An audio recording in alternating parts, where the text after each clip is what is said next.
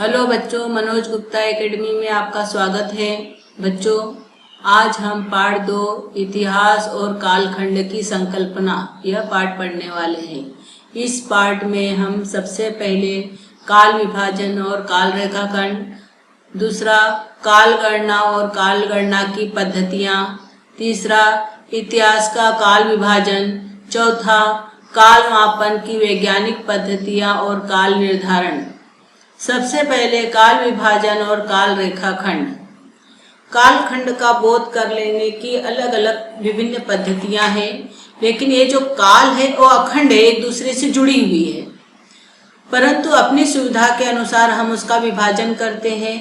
काल का विभाजन किस उद्देश्य से किया जाना चाहिए, इसके आधार पर कालखंड का बोध कर लेने की पद्धतियां निर्भर रहती है।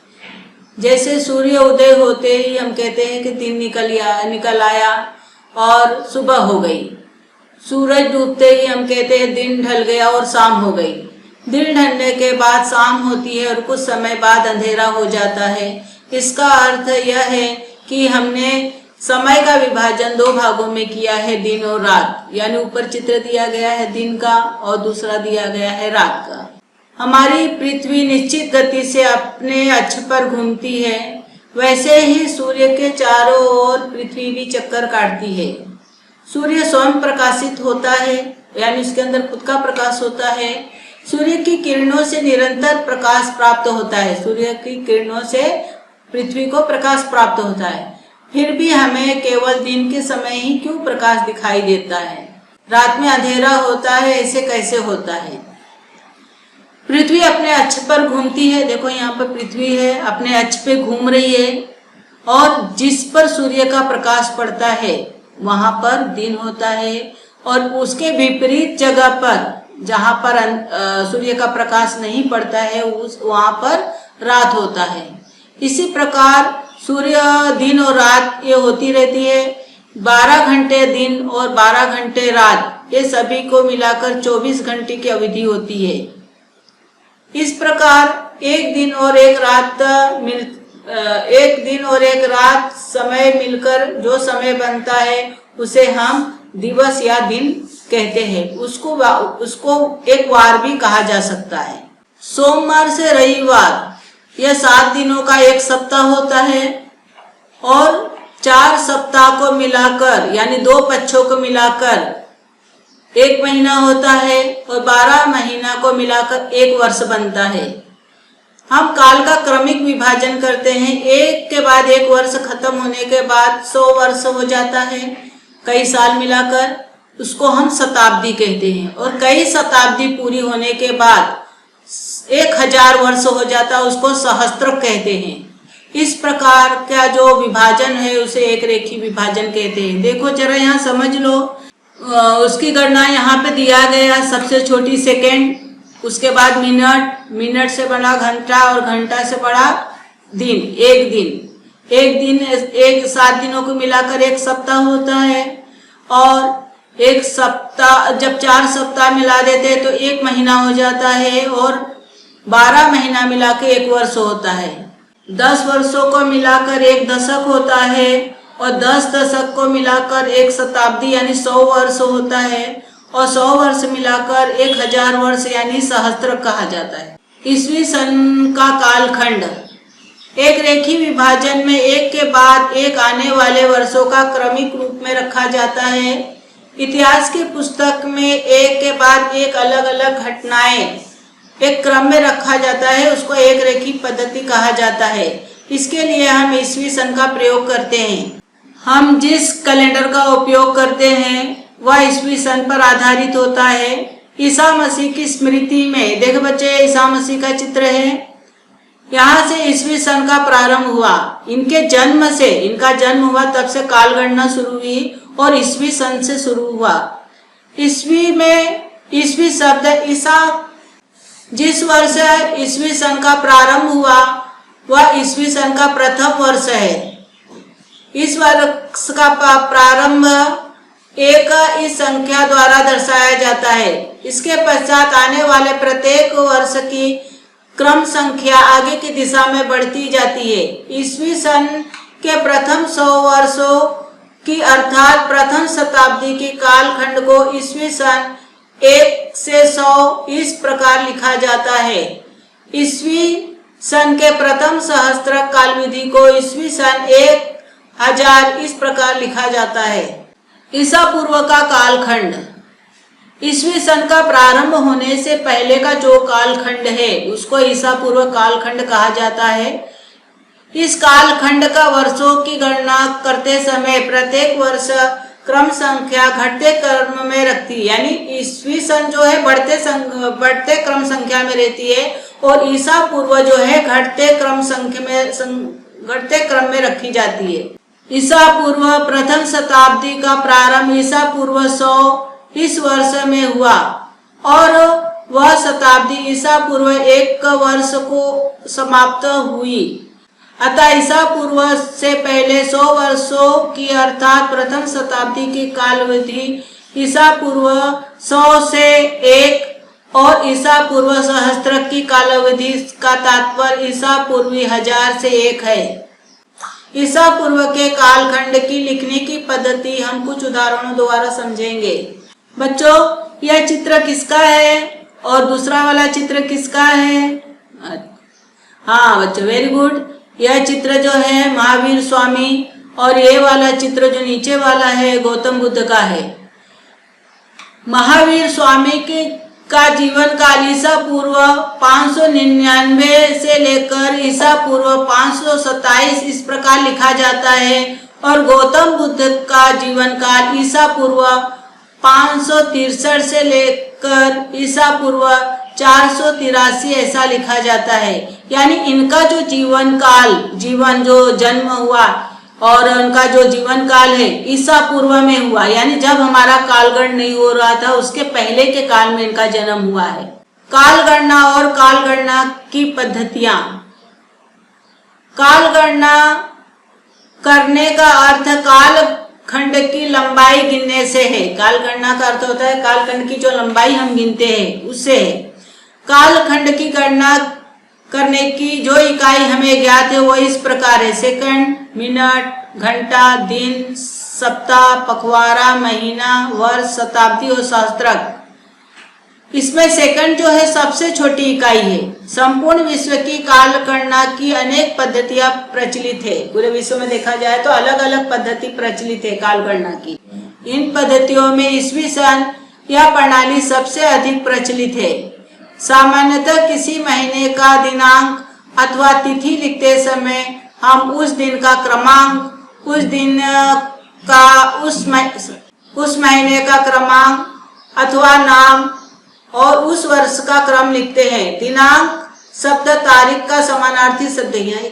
बच्चों, एक उदाहरण दिखाया गया है कि जैसे हम कोई तिथि लिखते हैं तो उसमें सबसे पहले दिन का क्रमांक यानी 1 तारीख और महीना, उसके बाद महीने का क्रमांक कितना है 8, उसके बाद वर्ष का क्रमांक 2000 है। इसी को हम तारीख भी कहते हैं। ये आज की तारीख है। कालगणना की दूसरी भी प्रणालियां हैं। हमने देखा है कि ईस्वी सन का प्रारंभ ईसा मसीह की स्मृति से, मैंने पहले भी देखा कि ईसा मसीह का जो जन्म हुआ उस दिन से कालगणना किया जाता है। किसी विशिष्ट घटना की स्मृति में नई कालगणना का प्रारंभ किए जाने की प्रथा प्राचीन काल से प्रचलित है। यहाँ से नहीं, प्राचीन काल से यह कालगणना की जाती है। देखो नीचे दिया गया है, यहाँ से कालगणना की शुरुआत हुई 20 से। यहाँ पे ईस्वी सन 100, फिर ईस्वी सन 500, ईस्वी सन 1000, ईस्वी सन 1500, ईस्वी सन 2000। आज हम 2020 में हैं। और इसके पहले उल्टी गिनती में ईसा पूर्व 100 और ईसा पूर्व 500, ईसा पूर्व 1000, ईसा पूर्व 1500 और ईसा पूर्व 2000, यानी उल्टे साइड हम जाते हैं। उसको हम ईसा पूर्व में कहते हैं, यानी आज से 2000 साल पहले। जैसे किसी पराक्रमी शासक का राज्याभिषेक की घटना, यहाँ एक उदाहरण दिया गया है। ये जो चित्र है शिवाजी महाराज के राज्याभिषेक के उपलक्ष्य में ईस्वी सन 1674 में जो राज्याभिषेक किया गया था उस समय का है, तो उस समय को राज्याभिषेक शक के नाम से जाना जाता है। भारत में शालिवाहन शक, विक्रम संवत ये प्रचलित कालगणनाएं हैं। इस्लाम धर्म संस्थापक मोहम्मद पैगंबर ने मक्का मदीना में जब स्थलांतरित किया था, तो इस स्थलांतरण के समय हिजरी इस कालगणना का प्रारंभ हुआ, यानी उनकी गिनती हिजरी नामक जो कालगणना वहां से शुरुआत होती है। भारत का पारसी समाज जिस कालगणना पद्धति का उपयोग में लाता है उसे सहंसा कालगणना कहते हैं, यानी अलग अलग समय में जिस दिन से जो चीज किया गया, जो घटना घटी, उस काल से भी कालगणना शुरू किया गया है। देखो जैसे यहाँ दिया गया उदाहरण, 1630 में जन्म शिवाजी महाराज का, स्वराज्य की शपथ 1645, आगरा से छूटकर आना 1666 और राज्याभिषेक 1674, और यहीं से कालगणना शुरू हुई जिसको राज्याभिषेक शक कहा जाता है, और मृत्यु 1680 में हुई। इतिहास का काल विभाजन। इतिहास भूतकाल की घटनाओं का सामान्य ज्ञान कराने वाला विज्ञान है। इतिहास जो है, जो भूतकाल में जो घटित घटना होती है उसका ज्ञान हमको कराने वाला एक विज्ञान है।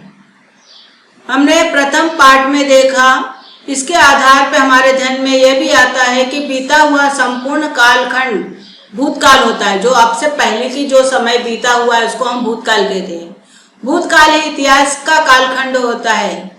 अगर हम व्यापक दृष्टि से देखें तो इतिहास के कालखंड को हमारे सौरमंडल की उत्पत्ति के कालखंड से पहले से भी देखा जा सकता है। जब सौरमंडल की उत्पत्ति हुई उस समय से भी हम उसका गणना कर सकते हैं। यह हमें ध्यान में रखना चाहिए, लगभग 4.5 अरब वर्ष पूर्व हमारे सौरमंडल की उत्पत्ति हुई। पृथ्वी इसी सौरमंडल का एक ग्रह है। सूर्य की उत्पत्ति जब हुई, सूर्य की उत्पत्ति कैसे हुई? अलग अलग धूल कण और गैसीय तप्त अवस्था में सौरमंडल की उत्पत्ति हुई, और हमारा जो पृथ्वी है, नीचे पृथ्वी है, यह भी इन्हीं कणों, धूल कण और सबको मिलाकर गैसीय रूप में, फिर द्रव रूप में, फिर ठोस रूप में पृथ्वी की उत्पत्ति हुई, और यह लगभग 4.5 अरब वर्ष पूर्व हुई है। पृथ्वी की उत्पत्ति से लेकर अब तक इन 4.5 अरब वर्षों के इस विशाल कालखंड को एकदम समझ लेना आवश्यक है।